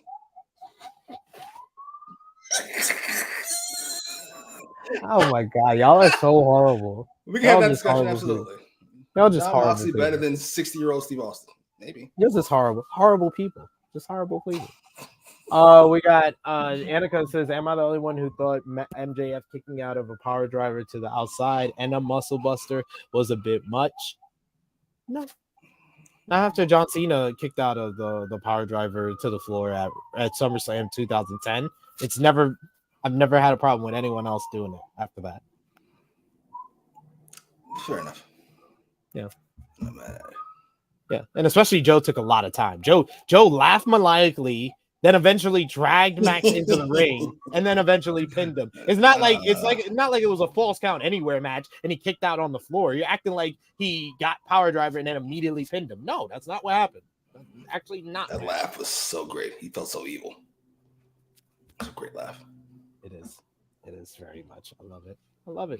Leo saying the MJF Bret Hart tribute was tremendous. The only thing that would have been better would be if Bad News Brown was the wrestler and they were showing a flashback where Stokely Hathaway was the kid. Oh my God. That's pretty cute. That's wild. Oh my God. Listen, 96, 97 also on the mic to me is the best ever. I will consider Hollywood Rock. Yes, if you want to have that discussion, I'll have it. Hollywood Rock to me is like I could watch his promos. I could watch like 3 months. It's just fucking hysterical. Hollywood Rock is peak. That's like he's that's so like in his element. Can you do the thing? Let me just please. Rock's fucking fantastic. Oh boy, SEC filing hints that Vince McMahon may leave WWE. A new SEC filing has shown light on a hint that Vince McMahon may want out of WWE after the recent acquisition by Endeavor that saw WWE merge with the UFC. He's still under investigation by the federal government as a search warrant was served. However, no charges have been filed against him. As previously noted, Jacob Fingal, the chair of Dickinson Wright's Government Investigations and Security Enforcement Practice Group and a former senior counselor in the SEC's Division of Enforcement, told the LA Times that McMahon could face criminal or civil liabilities that may force McMahon out of his WWE role. After the merger, McMahon holds 28.84 million TKO shares, currently valued at $3 billion. Asius has a story about their registration filings done by TKO and notes it enables him to avoid the lockup period that applies to other TKO stockholders like Endeavor and Silver Lake. So basically, he could opt out, I guess, of his shares at any point. Yeah. So that's why it hints that he may be leaving. I'm just going to say this, and I'm only going to say this once. He ain't leaving. That's all I Thank you. That's all I will. Because he literally did this whole merger to stay. They would have sold. I think a lot of people have that confused as well. They don't know the difference between a sale and a merger. The merger meant that he was putting WWE under the control of somebody that would keep him in control. That's why it was a merger, not a sale. Hey, number one, the idea of him leaving, meaning of his own free will, is laughable. Doesn't even really need to be discussed. However, he could get forced out. And on that thing, I would say I've seen this too many times to buy it. I've seen Vince. He feels kind of untouchable. I mean, this isn't the first time. It isn't even the second time. Vince just feels kind of unbeatable. That is what it is. Now, this is the first time he's had a boss, so it's a little different. But he's like friends with Dick Ebersol and fucking, who's the guy who fucking runs Lorne Michaels? He's like, he has friends who have friends that have talked to the president. Like, yeah, this is, he's gonna be caught doing something egregious to get forced out. Facts. We got Annika saying, I get MJF is it right now, but can I get Joe beating a top AEW star just once? You did. He beat Darby. You happy? You done? Yep. That's the top. That's a top AEW star that he beat. You're done. You said a top star. You didn't say multiple top stars. You said a top star. Do you consider Darby a top star? Yes, he's the top babyface in the company. We're in bad shape. That's awesome. Oh, God, I love Darby. Just stop. I love Darby. Darby. No, you don't. Obviously, you don't. But like his status to me isn't that. Like I go Dragon, MJF, Moxley, Punk. Oh, Punk's not there anymore. That's about it. That's my top stars. Omega. I don't have Cole. I don't have Omega. That's my. I think Cole be in there too now. Yeah. No. In my opinion. Can't stand next to fucking The Rock and just talk about how you're a star. It's not how that works. I love that we're comparing MJF to The Rock. It's probably the closest comparison. They even move really athletically. So is Gunther not a top star for WWE? Let me see. Roman, Seth, Cody. Thank you.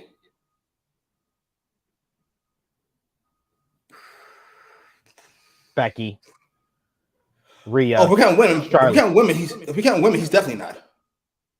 Yeah. No, there's not. No. All right, let's put our thumbs in the middle. You can let us know in the live chat your thumbs up, thumbs down, thumbs in the middle for Grand Slam 2023. Whether you give the show out of 10, what did you give the show? And your MVP match of the night and LVP. Let's put our thumbs in the middle, Jimmy, for the September 20th, 2023 edition, Grand Slam edition of AEW Dynamite in 3, 2, 1. Thumbs up across the board from each of us. Jimmy, out of 10, what did you give the show? I'm going to go with an 8. I'm going to go with an 8. Strong 8. I'm going to go with an 8.5.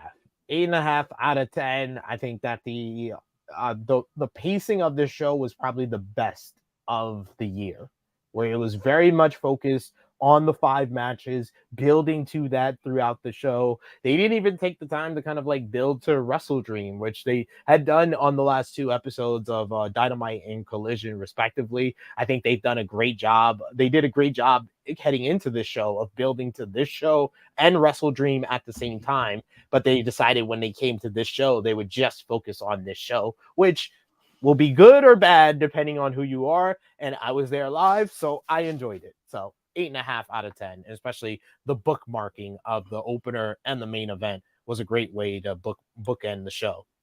Have you gotten any update on the all-out buy rate? Dummy said it was around 100,000, which means less. But obviously. They're saying it's about 85 to 90,000.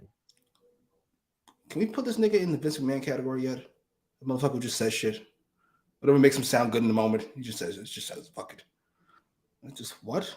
Close to 100,000 is not 85. That math don't work. 85 to 90. Yeah. Close to 90 is what you were looking for. Close to 100,000 is wild. You just added 10%. I say, hey, I got the thing I want to sell you. How much does it cost? You call about 85. I get you 85. And then you come in, I charge you $100. It's about 100. Within 20 of 100, that's about 100. So what was your Kenny Omega, Bryan Danielson match of the night?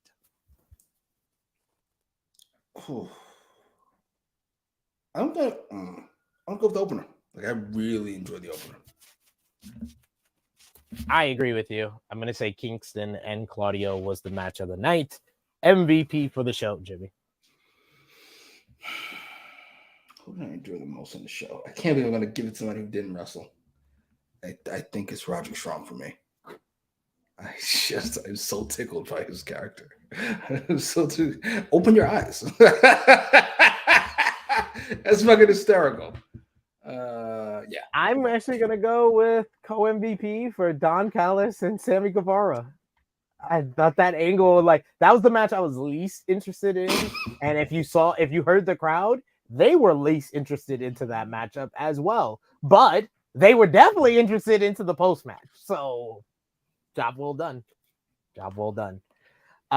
So that's the Maxwell Jacob Freeman most valuable player. Who is our Antoine Khan least valuable player?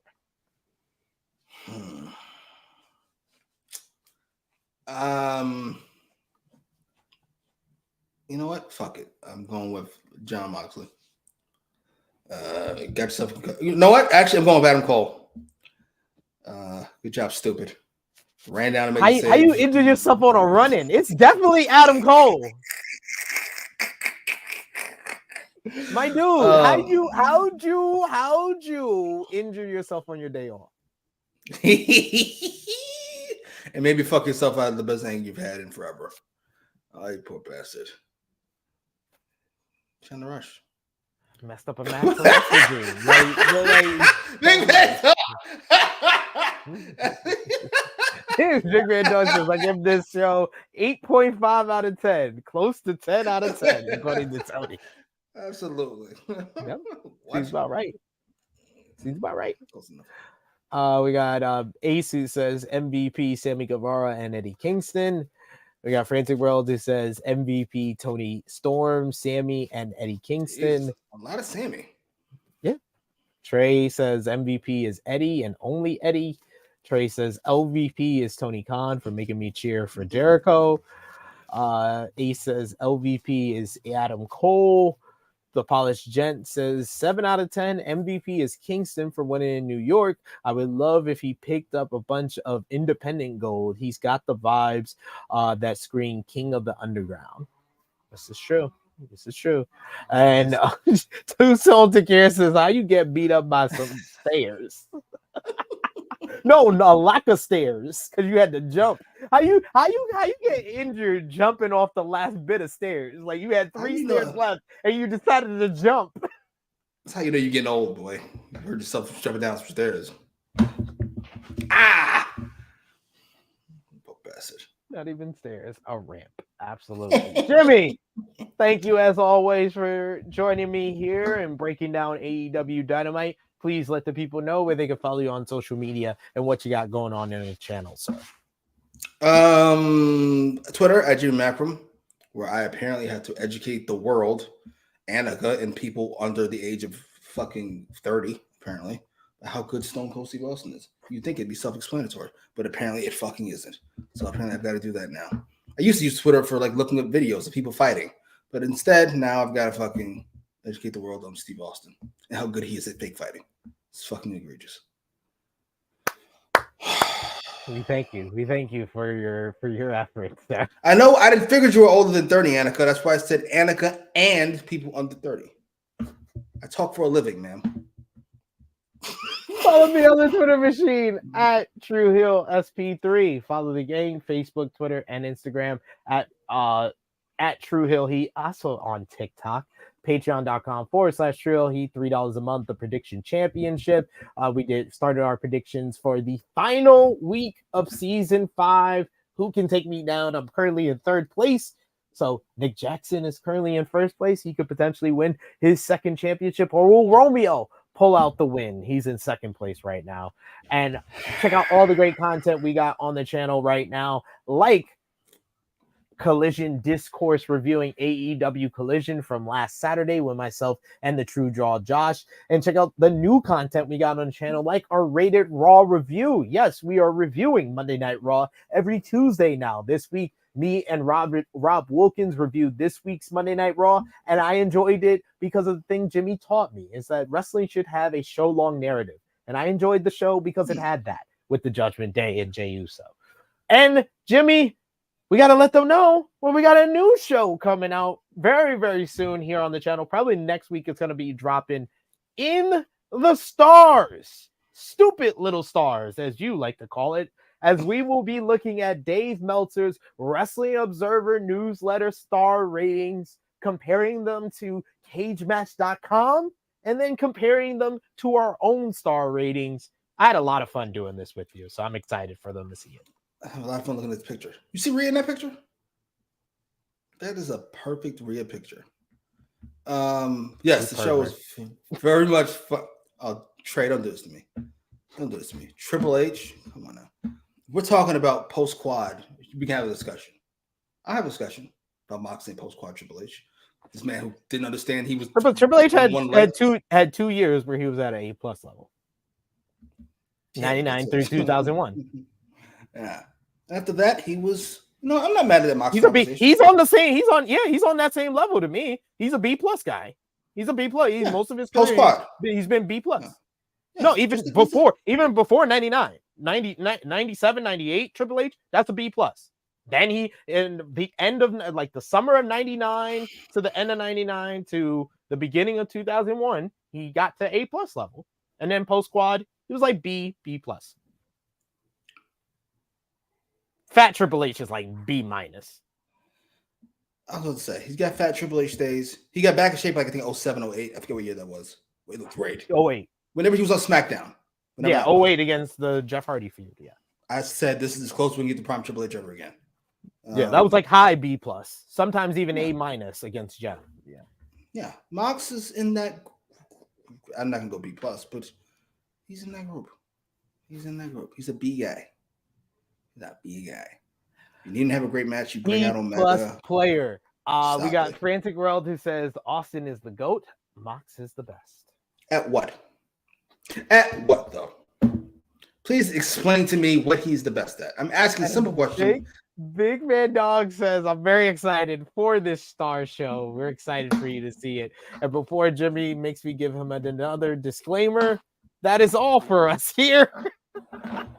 For Jimmy Macram, it is me, your true phenom SP3. This has been AEWramble, episode 112. Respect the Grand Slam, reviewing Grand Slam 2023 edition of AEW Dynamite. We are signing off until next time.